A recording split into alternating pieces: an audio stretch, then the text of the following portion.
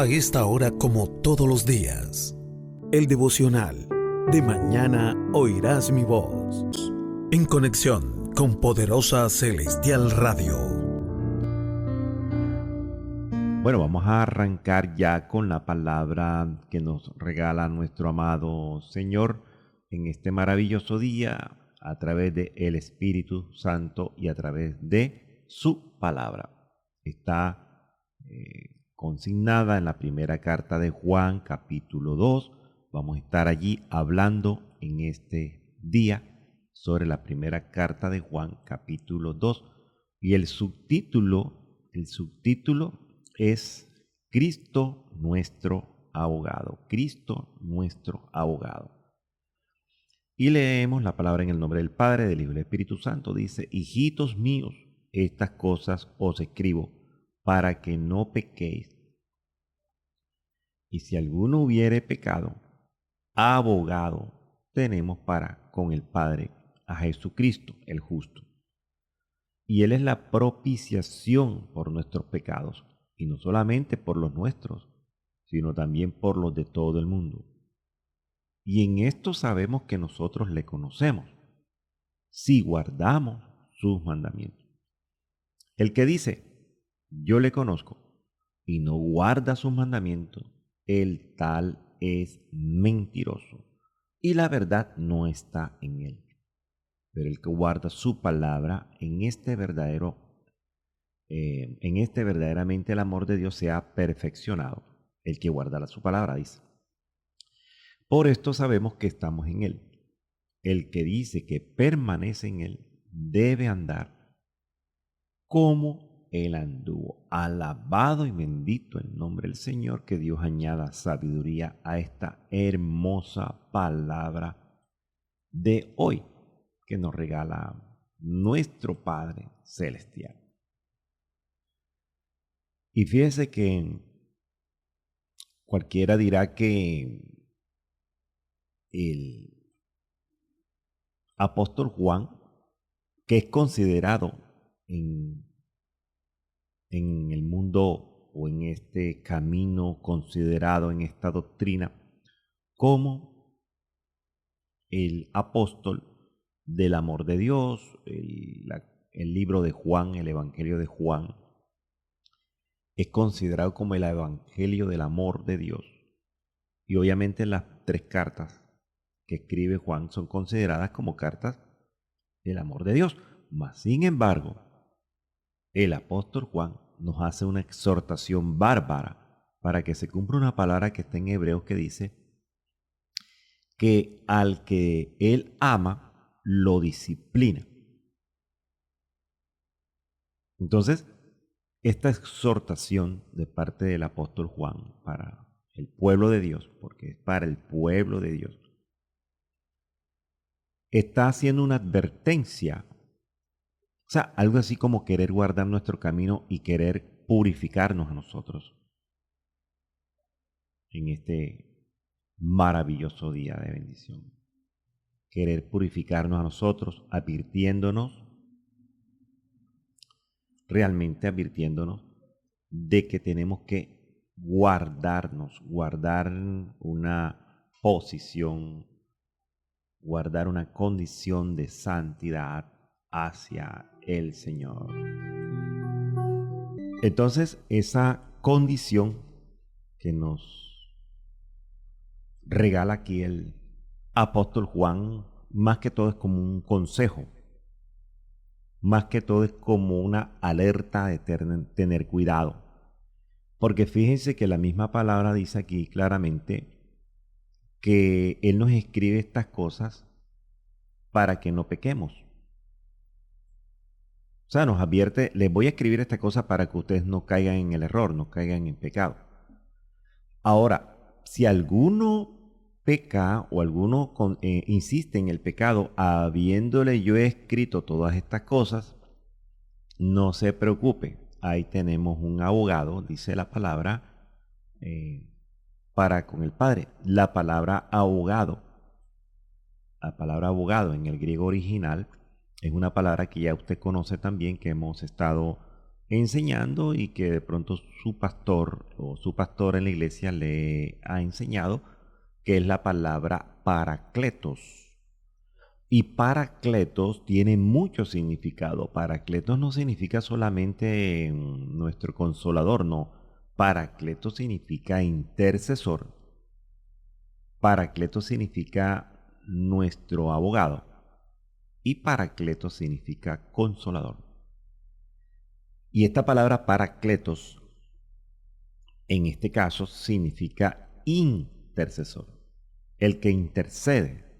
Dice la palabra que Jesucristo intercede entre Dios y los hombres, y también el Espíritu Santo, Él es el que intercede con gemidos indecibles, que es la persona que nos dejó el Padre, y el Hijo nos dejó esa persona que se llama el Espíritu Santo. Y la palabra dice que Él intercede por nosotros con gemidos indecibles. Entonces, prácticamente está hablando de un, ¿cómo diríamos? Como que nos morimos con pecado y allá entonces el Espíritu Santo es el que va a abogar por nosotros. No. Nos morimos en pecado y allá Jesucristo es el que va a abogar por nosotros. No. Ese derecho de, entre comillas, de abogacía, por llamarlo de una manera, o ese derecho de intercesión lo hace aquí en la tierra. Porque el mismo Señor Jesús dice en los evangelios que Él vino por todas las almas. Él vino para que todas las almas se arrepientan, y Él vino para que ninguna alma se pierda. Entonces, la acción de arrepentimiento es aquí en la tierra en vida. No es después de muerto. Eclesiastés dice que ya después de muerto, los muertos ya no tienen memoria.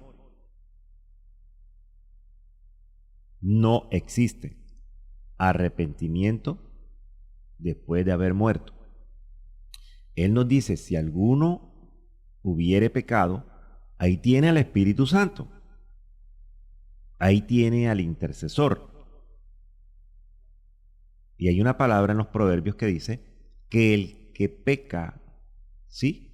El que se arrepiente del pecado, dice que y se aparta, alcanzará la misericordia. ¿Dónde, pastor? Aquí en vivo y en directo, aquí en vida.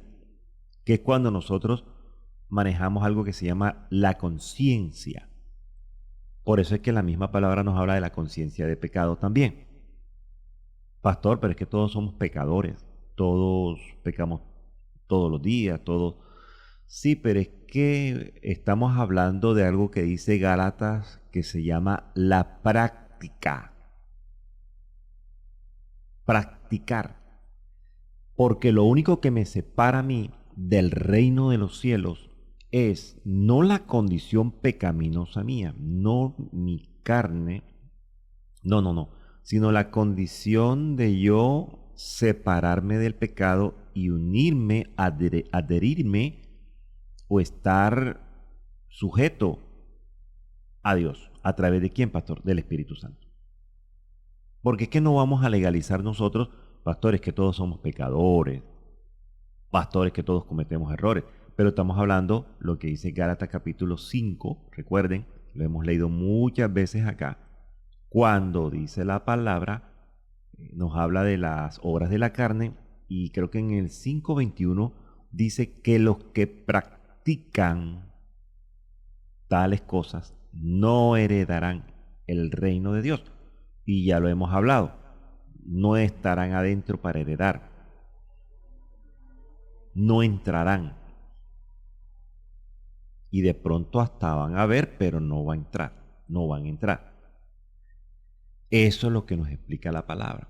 Entonces, la única o el único método que tenemos nosotros, el único puente que tenemos nosotros es el Espíritu Santo, que es el que nos sirve a nosotros en este tiempo, dice en la RB60, como abogado intercesor, como paracleto intercesor.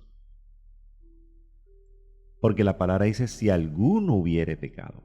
Dice la palabra, si alguno hubiere pecado. Si alguno está en condición de pecar, pero también si alguno está en la condición de arrepentirse, porque no es por obligación, no es por fuerza. Mire, algo que está seguro en nosotros es que el Señor a nosotros no nos va a obligar a que nos arrepintamos.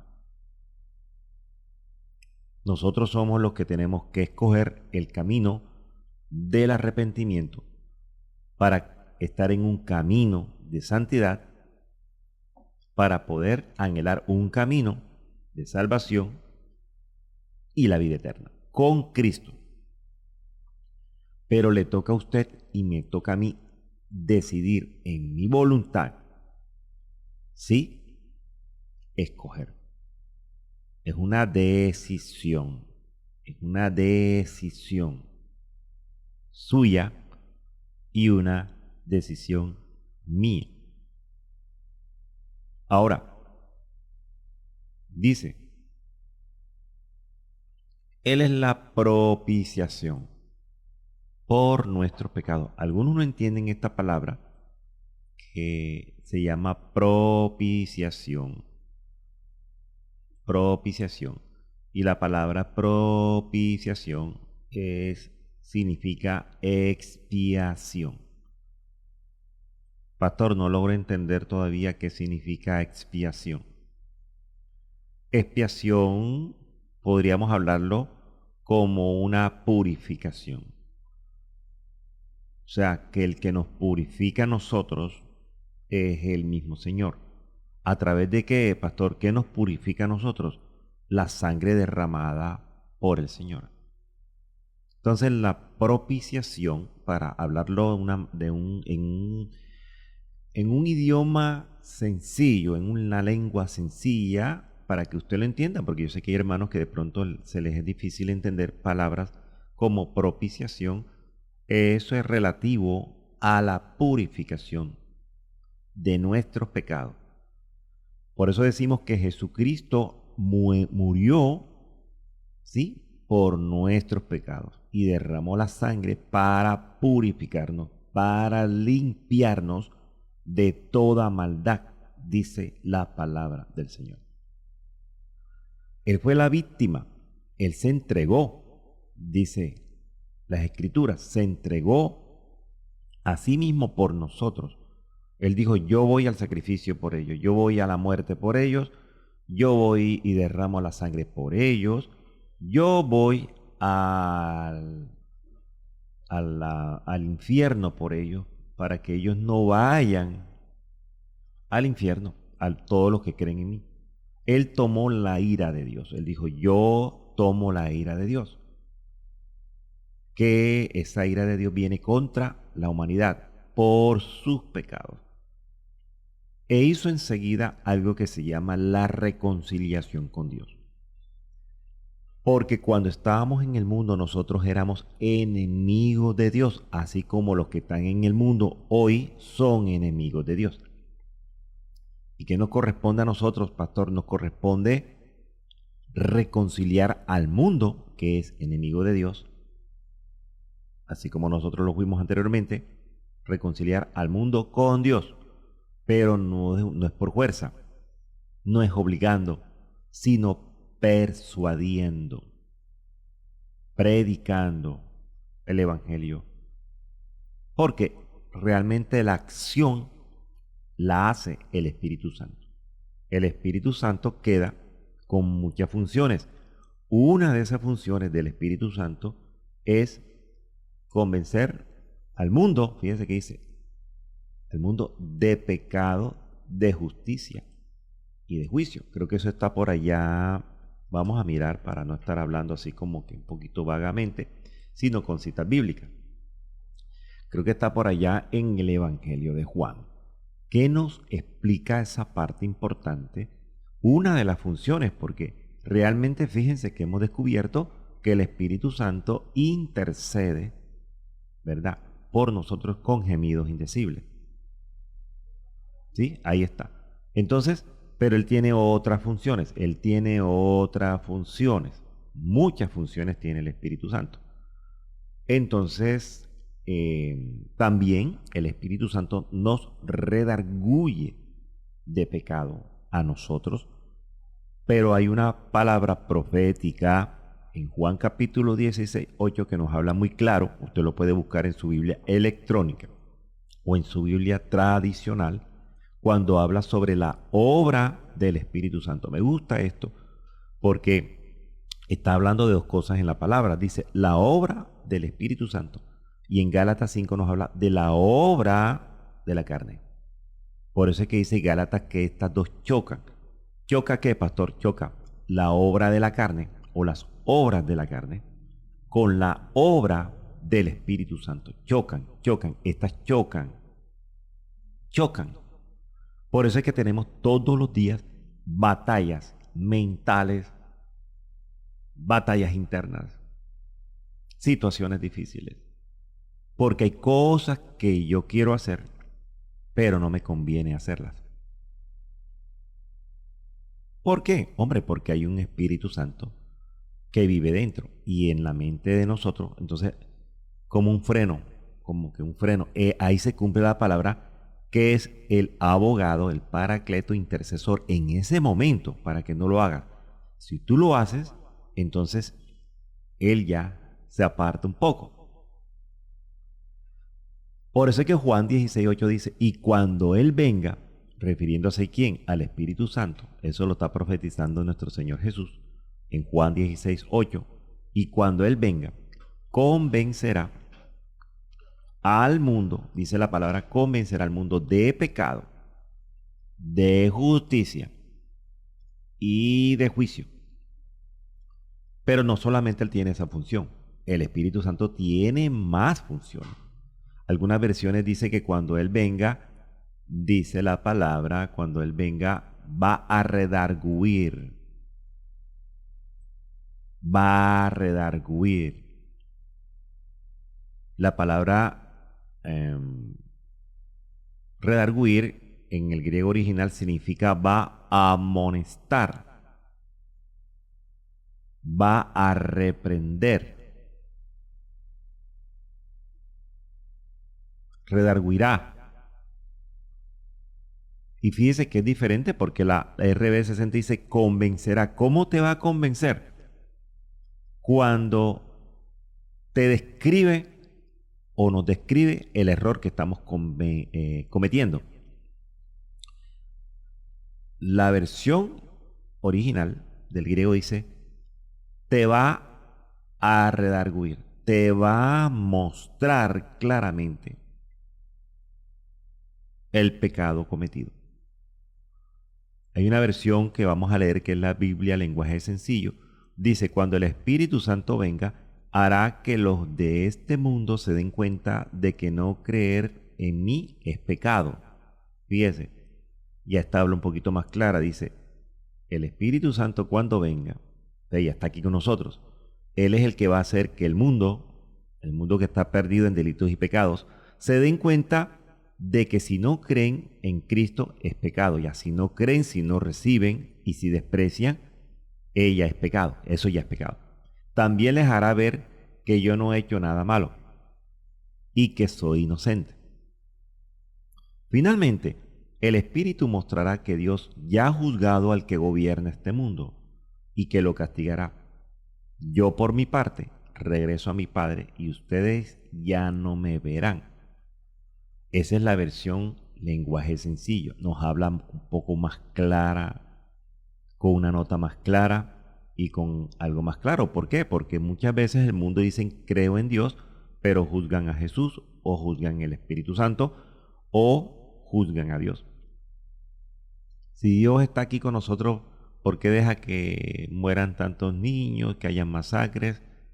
Mi hermano, no es por Dios ni por ninguno de ellos, es por nosotros mismos, por el pecado. El pecado ha desatado, desde que la humanidad peca a través de Adán y Eva, desató maldición sobre la tierra. Desató sangre sobre la tierra. Entonces tenemos que estar apercibidos o convencidos más bien. Él nos convence. De esta manera nos convence a nosotros.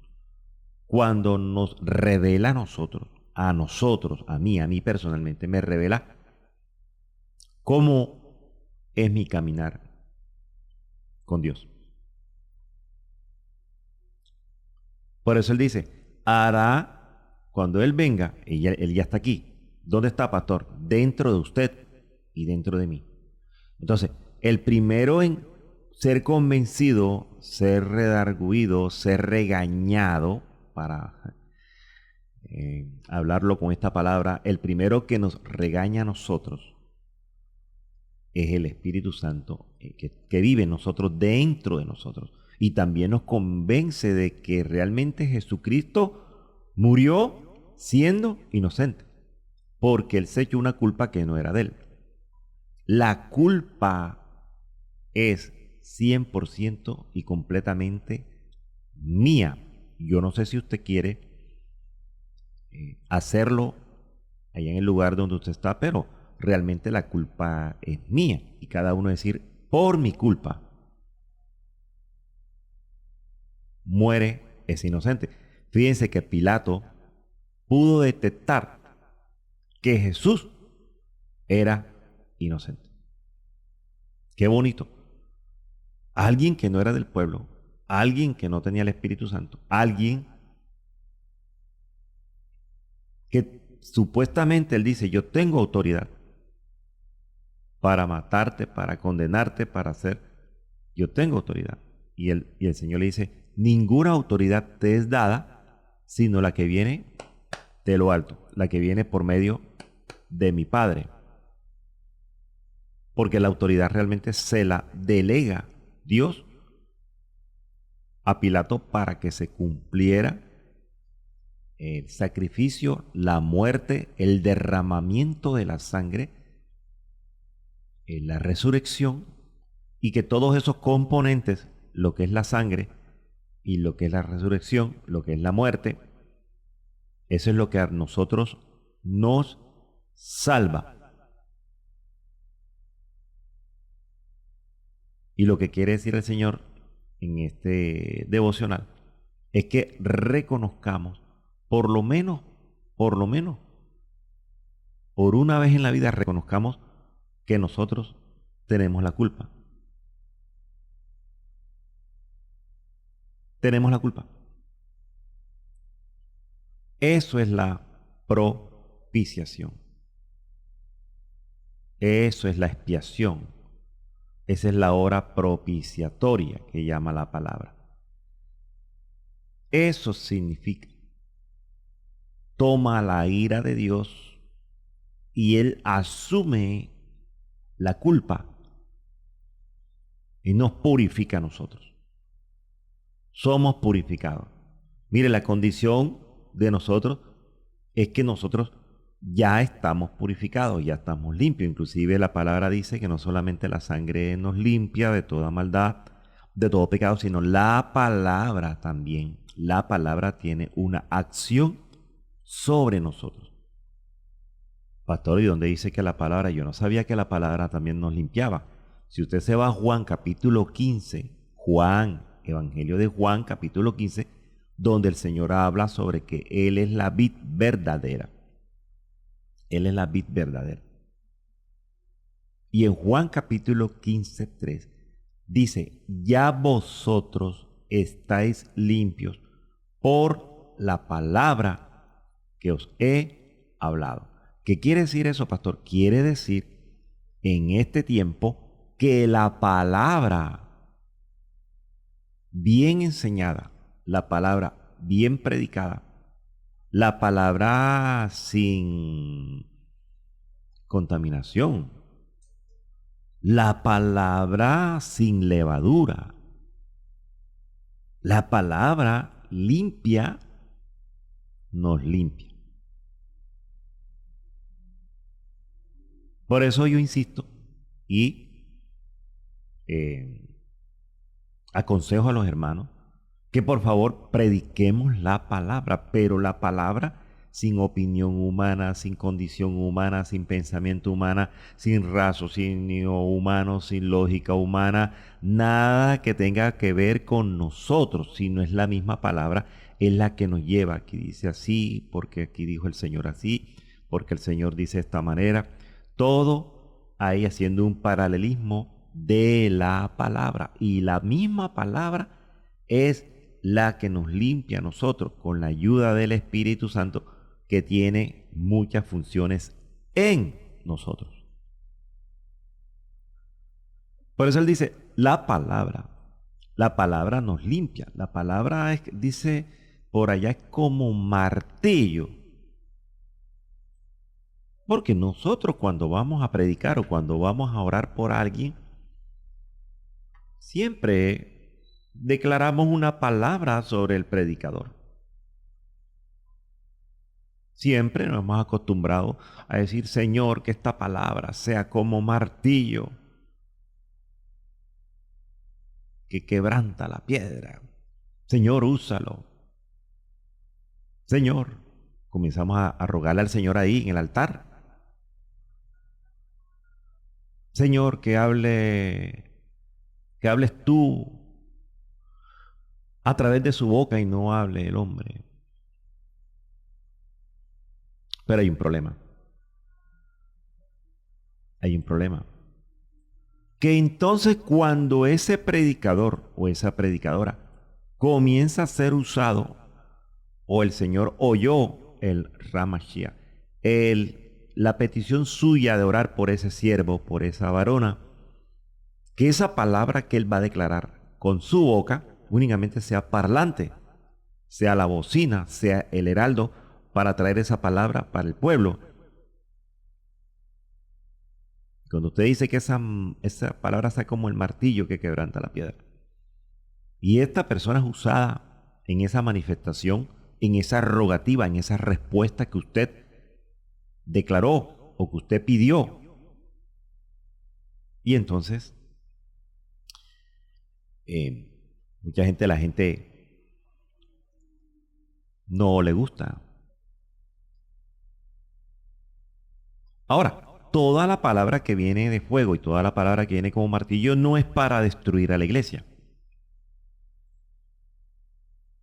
sino es para, dice que hay 3 condiciones. Si usted no la sabe, se la voy a enseñar. Y si usted no se acuerda, se la voy a recordar. ¿A través de qué, pastor? De la palabra. Porque la palabra lo dice de esta manera. Creo que está por allá en... Vamos a mirar. Me gusta porque esta palabra lo dice así, de esta manera. Creo que está en primera carta a los Corintios, capítulo 14. Aquí está, miren. Gracias al Espíritu Santo que no nos avergüenza a nosotros. La primera carta a los Corintios, capítulo 14, en el versículo 3, nos habla prácticamente de una condición que debe tener el predicador. El predicador. Allí dice que el que ejerce prácticamente una profecía, el que es usado como un profeta,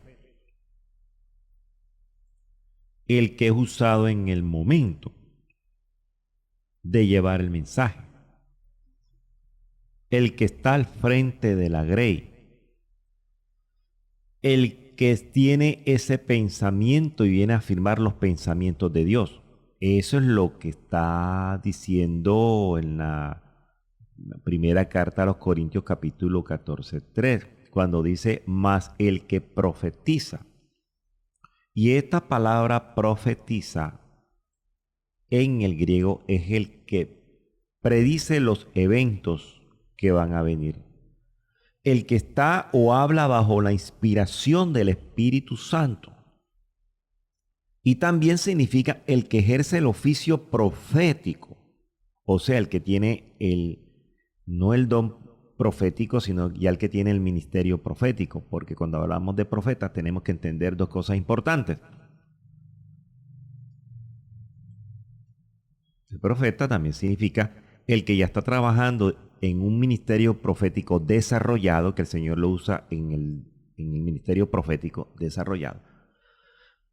Pero también significa el que está siendo usado en ese don profético sin ser profeta. Hay un profeta.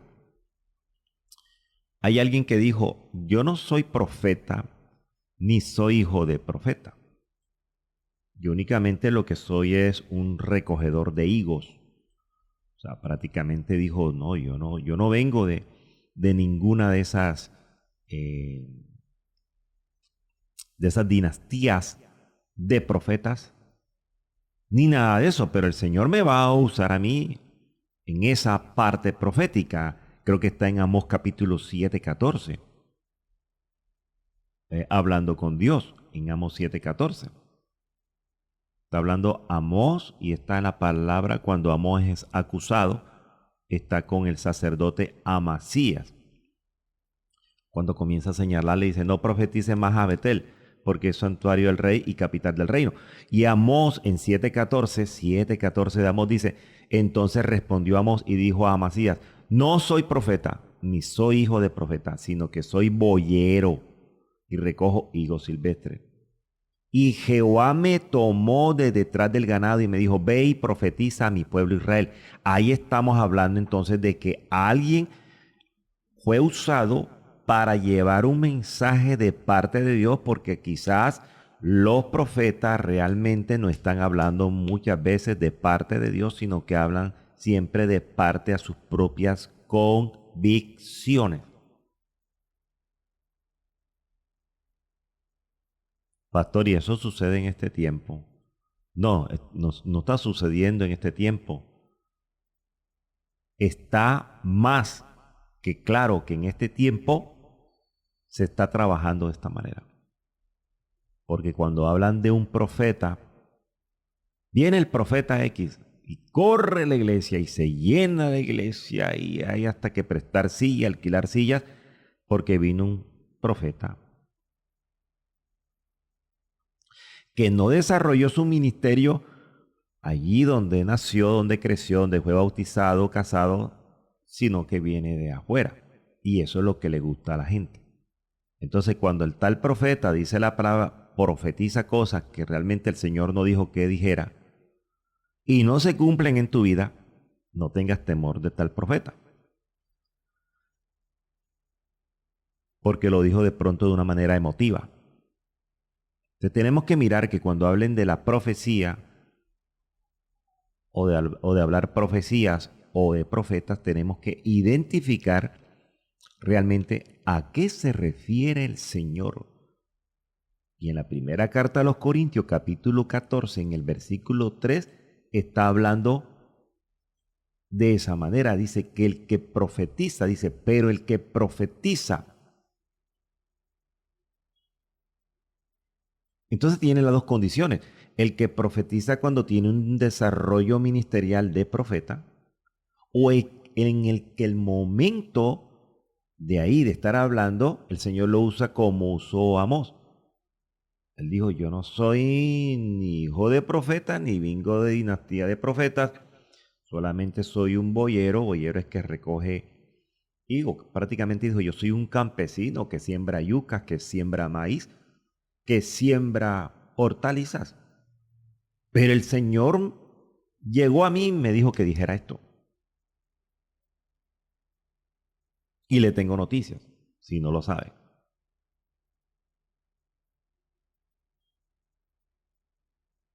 O algunos tienen el ministerio profético muy desarrollado y son muy usados por Dios. Qué maravilla, qué bendición cuando son usados por Dios, pero comienza a darle así, en la palabra, sin maltratar, sin ofender, sin tirar piedra, pero comienza a hablar de la palabra y usted dice, ese soy yo. Así es, Señor. Sí, Señor, yo estoy cometiendo el error. Así es como dice el profeta. No que te venga profetizando otras cosas. Pero cuando a alguien le pasa como a Amós, que no tiene ni el ministerio profético desarrollado, ni nadie le ha dicho que es profeta ni nada, y comienza a hablar de lo que el Señor dice que diga. Es más, cuando estamos predicando la palabra del Señor, estamos hablando de la palabra del Señor, la verdadera palabra del Señor, discerniendo en la palabra del Señor, discerniendo en los tiempos del Señor, discerniendo en todas las cosas que el Señor dice que hagamos y que digamos y que nos cuidemos. Eso se llama como, pastor, la palabra profética más segura. La palabra es la palabra profética más segura. La palabra, valga la redundancia. Pastor, y eso está en la palabra. Eso está escrito en la palabra en la segunda carta de Pedro. Tome nota. Segunda carta de Pedro 1.19. Segunda carta de Pedro 1.19. Y esta cita bíblica en la segunda carta de Pedro 1.19 dice de la siguiente manera: tenemos también la palabra profética más segura. Pastor, ¿y cuál es la palabra profética más segura? Esta que estamos nosotros ahorita mismo predicando. Algunas versiones dicen, tenemos por más firme la palabra profética, la palabra de los profetas, como algo firme, el mensaje de los profetas del Antiguo Testamento. Hay una versión que dice, por eso estoy completamente seguro de que el mensaje, ahí está hablando Pablo, por eso estoy completamente seguro de que el mensaje de Dios que anunciaron los profetas es la verdad. Y mire lo que dice en la versión lenguaje sencillo. Por favor, préstenle atención a ese mensaje, pues le dirá cómo vivir hasta el día en que Cristo vuelva y cambie sus vidas. Imagínense. O sea, es un rogatorio, es un clamor, como Pablo acostumbraba a decirle, hijitos. Así también Juan dice, hijitos, por favor. Pedro también lo dice, por favor, hijitos. Les estoy aconsejando que el mensaje más seguro de parte de Dios fueron los que anunciaron los profetas, hablando de los profetas del Antiguo Testamento.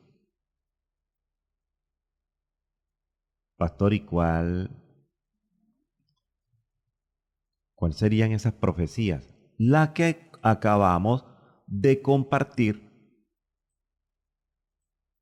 en el libro de Amós. Esa es una de tantas. Esa es una de tantas. Porque Amós fue redarguido, fue regañado por el sacerdote. No digas eso, no digas eso. No digas eso. Pero Amós le dice, no, espérate un momentico, yo no soy profeta. Tampoco vengo de descendencia profética, no soy hijo de profeta. Yo solamente soy un recogedor ahí de hortalizas silvestres, sembrador. Pero cuando yo estaba, bendito Dios, cuando yo estaba, dice, me tomó de detrás del ganado. Quiere decir que Amós le dice, cuando yo estaba pastoreando un ganado. O sea que Amós ejercía el oficio de pastor de ovejas. Allí cuando yo estaba ejerciendo el oficio de pastor, escuché una voz que me dice, ve y profetiza a mi pueblo Israel. Eso lo está diciendo Amós. Confírmelo, por favor, hermano. Confírmelo en Amós 7, 14 y 15. Ahí está.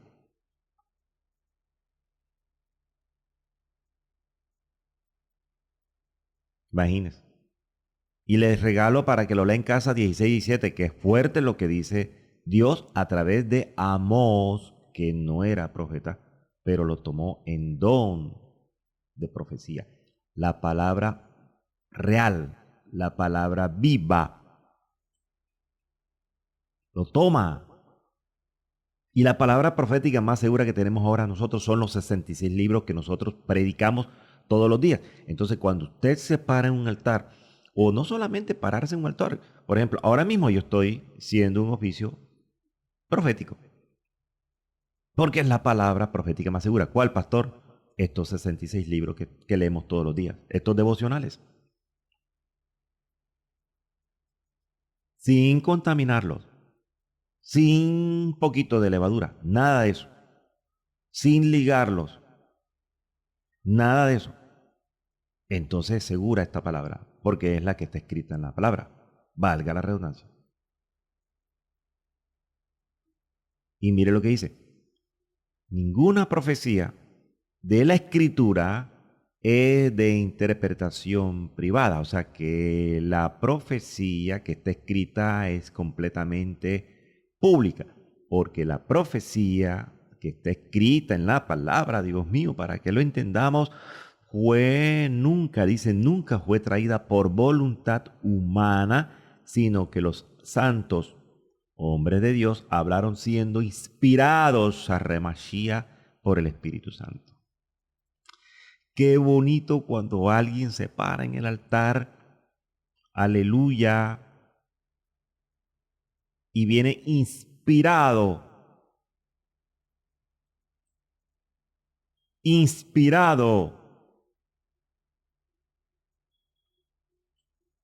por el Espíritu Santo. Y yo le he dicho a los hermanos, como para entenderlo de esa manera, que el Espíritu Santo es tan hermoso y nos usa cuando Él quiere usarnos. Y le he dicho algo así como que para que lo entendamos, le he dicho, bueno, mire, es que el Espíritu Santo, Él trabaja por impulsos en nosotros, nos impulsa.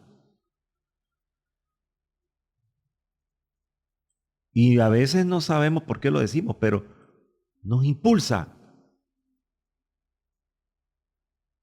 Porque usted viene inspirado por el Espíritu Santo. Por eso la primera carta de Corintios 14:3. Volvemos allá. Y dice, pero el que profetiza, ahora sí lo entendemos. ¿Qué profetiza, pastor? La palabra esta, la más segura esta. Porque los antiguos profetas, realmente el Antiguo Testamento era venir y decir, le decían al pueblo, si ustedes no se arrepienten, mueren. Si ustedes no se arrepienten, tal cosa. Si ustedes tal cosa, tal cosa. Dios les manda a decir esto. En el libro de Jonás está uno de los tantos pasajes. Dios toma a Jonás y le dice, vete a Nínive, vete a Nínive. Y ustedes saben la historia, Jonás desobedece, se va para otro lado, pero mire, cuando Dios tiene un propósito para alguien o para un pueblo, para una familia, Dios no deja caer la palabra por tierra. Y mire cómo toma Jonás, pasa por ese proceso y lo lleva, como quien dice, arrastras, lo lleva obligado. Usted fue el que yo escogí para hacer este oficio y usted me va a cumplir el oficio. Me hace el favor. Algo así como que cuando usted coge algo, bueno, ya no se ve esto, cogían por las orejas o por los peladientes así. Vaya y hágalo. Y lo usa para salvar un pueblo. Yo te escogí para esto, Jonás. Yo te escogí para esto, Gedeón. Yo te escogí para esto, Jeremías. No diga que eres niño. Yo te escogí para esto, Isaías.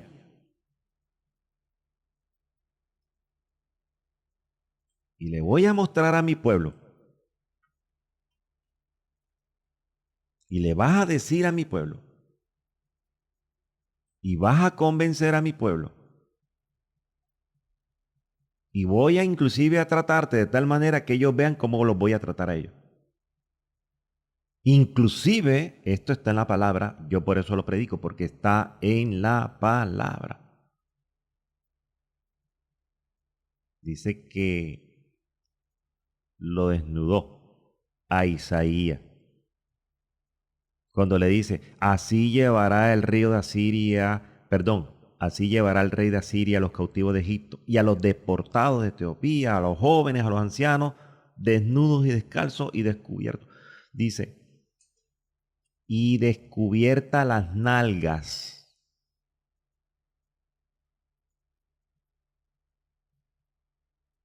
Y si te tengo que descubrir las nalgas, le dijo Isaías, para vergüenza, para que ellos vean realmente qué vergüenza van a pasar, lo hago. La Biblia habla de nalgas. Pastor, creo que habla 3 veces en nalgas.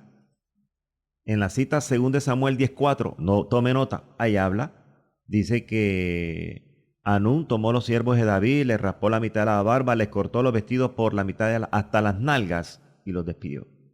Mire cómo habla el Señor tan de fuerte. En la primera carta de Crónica, perdón, en el primer libro de Crónicas 19:4, también repite lo mismo. Habla de nalgas y Isaías 24 le habla a Isaías también y le dice, si es necesario desnudarte para que sean descubiertas tus nalgas, para, Dios mío, para hacerle entender a ellos que así como yo te desnudo delante de ellos, ellos van a ser así avergonzados si no se ponen las pilas. Eso es lo que el Señor nos escribe en la palabra. Eso es lo que dice allí, que esta es la palabra profética más segura, lo dice Pedro. Prediquen esta palabra que es la más segura, esta. Al pan, pan y al vino, vino. Dicen por ahí. Por eso la primera carta a los Corintios 14:3 dice, pero el que profetiza, ya lo entendimos, ¿verdad? Cualquiera puede profetizar sin ser profeta, ser usado en profecía sin ser profeta. Habla a los hombres para 3 cosas. ¿Y esto cómo se llama, pastor? Esto se llama preparación para un mensaje.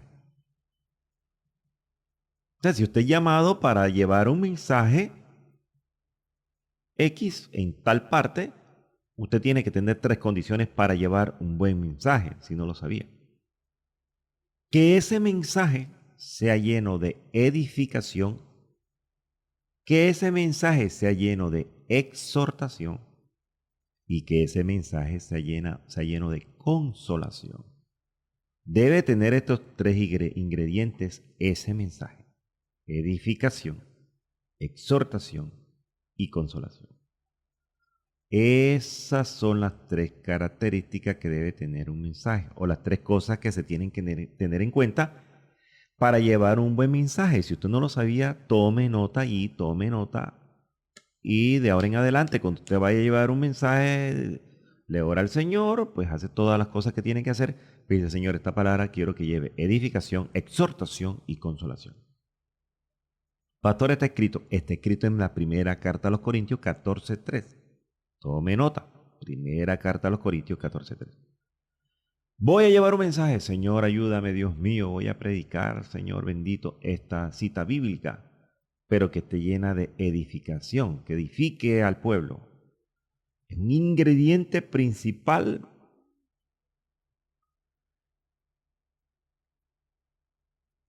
edificar al pueblo, exhortar al pueblo y consolar al pueblo, no pararnos allí a darle, como dicen muchos, darle garrote a la oveja, a tirarle piedra al hermano que está resentido conmigo, porque muchos lo hacen, no nos digamos mentira, muchos se paran en el altar resentidos con un hermano, inclusive con el pastor. Y en vez de predicar una palabra de amor, exhortativa y consolativa, entonces revuelven más como que el ambiente, la atmósfera. Dejan como que Dios mío, porque ahí va a usar el altar para desquitársela del hermano que lo ofendió, etcétera, etcétera. Y el altar no es para eso. El púlpito no es para eso, porque Mateo dice que cuando uno tiene diferencia con un hermano, o es un hermano que tiene una situación complicada, ahí está la instancia, ahí están los procesos para arreglar ese problema. En Mateo lo dice. Léalo. Creo que en Mateo 13 o Mateo 18. Pero realmente cuando uno lleva un mensaje,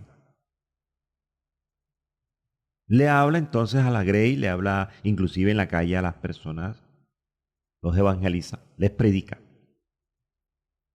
Cuando habla de edificación es que los forma, que haya una formación, que haya una educación formativa. Nosotros, como en toda universidad, como en todo colegio, como toda escuela, a nosotros diariamente el pastor está pendiente de sus ovejas y el buen pastor nos forma, nos edifica a nosotros. Nos debe, esa es la misión de un pastor. Los anima, cuando dice exhortación, no está hablando solamente de regaño, de piedra. La gente ha malinterpretado este término, exhortar. Y habla de animar. Y nos habla de consolar. Escrito está. Como yo digo siempre, vamos a la palabra. Si está en la palabra, lo aplicamos. Si está en la palabra, lo enseñamos. Si está en la palabra, lo practicamos. Si está en la palabra, lo echamos para adelante. Y ya para ir cerrando, cuando habla de exhortación, es la palabra griega paráclesis, que significa casi lo mismo, confortarlos. Y paráclesis viene de paracaleo, que significa animar a alguien. Entonces está diciendo que con la palabra usted edifica y cambia el estado de ánimo de alguien y lo consuela. La palabra, por eso dice que es como martillo. ¿Cómo? Y es una pregunta que hace en Jeremías. No es la palabra como martillo que quebranta la piedra. Le está diciendo, no lo duden. La palabra es como martillo. ¿Cómo? Y una palabra, ya para cerrar acá, una palabra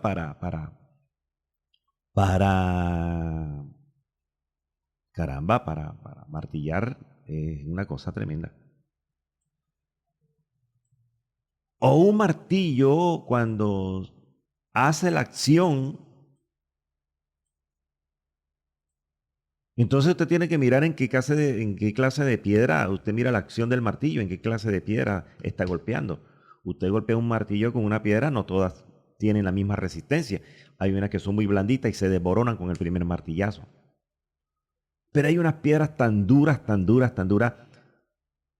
que es difícil que se rompan. Primero se rompe el martillo, por lo menos la estructura de la madera del martillo. O se aporrea más, el bolo del martillo se aporrea más con la misma piedra, no está muy resistente. O algunas veces la piedra es tan dura que usted le está dando martillazos y Dios mío, no se parten ni el martillo ni la piedra. Hay una resistencia entre los dos elementos y es tan resistente que usted está viendo que le están dando a la piedra y en ese choque, en ese golpe, aleluya, de las dos acciones que hay sólidas, tanto de la piedra como del martillo. ¿Sabe qué pasa cuando la piedra no quiere romper, no quiere partir? Ella chispa y echa candela. Entonces cuando dice, no es la palabra como martillo, como martillo que quebranta la piedra, entonces tiene muchas acciones. O te dejas romper, triturar del martillo para ser amoldado, o eres tan dura que va a llegar el día en que vas a ser quebrantada, o eres tan dura que si no te quebrantas en el momento, la acción del martillo te va a dar tan duro, tan duro, tan duro, que de ti va a sacar candela, que de ti va a sacar fuego, que de ti va a sacar chispa para que te enciendas. Entonces, la cuestión sería, pastor, ¿cuál?